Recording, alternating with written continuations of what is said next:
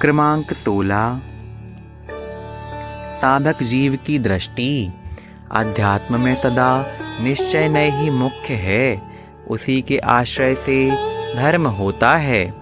शास्त्रों में जहाँ विकारी पर्यायों का व्यवहार नय से कथन किया जाए, वहाँ भी निश्चय नय को ही मुख्य और व्यवहार नय को गौण करने का आशय है, ऐसा समझना। क्योंकि पुरुषार्थ द्वारा अपने में शुद्ध पर्याय प्रकट करने अर्थात विकारी पर्याय टालने के लिए तदा निश्चय नय ही आदरणीय है। उस समय दोनों नयों का ज्ञान होता है, परंतु धर्म प्रकट करने के लिए दोनों नय कभी आदरणीय नहीं है। व्यवहार नय के आश्रय से कभी धर्म अंशतः भी नहीं होता, परंतु उसके आश्रय से तो राग द्वेष के विकल्प ही उठते हैं।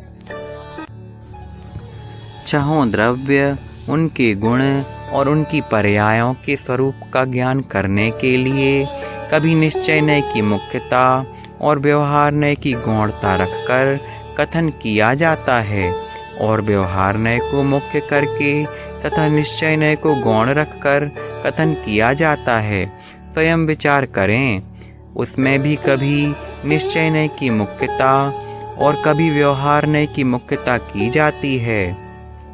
अध्यात्म शास्त्र में भी जीव की विकारी पर्याय जीव का अनन्य परिणाम है, ऐसा व्यवहार नय से कहने में समझने में आता है, परंतु वहाँ प्रत्येक समय निश्चय नय एक ही मुख्य तथा आदरणीय है, ऐसा ज्ञानियों का कथन है।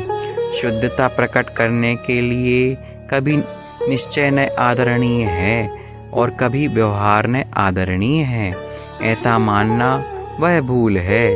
तीनों काल अकेले निश्चय नय के आश्रय से ही धर्म प्रकट होता है, ऐसा समझना। साधक जीव प्रारंभ से अंत तक निश्चय नय की ही मुख्यता रखकर व्यवहार को गौण ही करते जाते हैं। इसीलिए साधक दशा में निश्चय की मुख्यता से बल से साधक को शुद्धता की वृद्धि होती जाती है और अशुद्धता टलती ही जाती है। इस प्रकार निश्चय की मुख्यता के बल से पूर्ण केवल ज्ञान होने पर वहाँ मुख्य गौणपना नहीं होता और नय भी नहीं होते।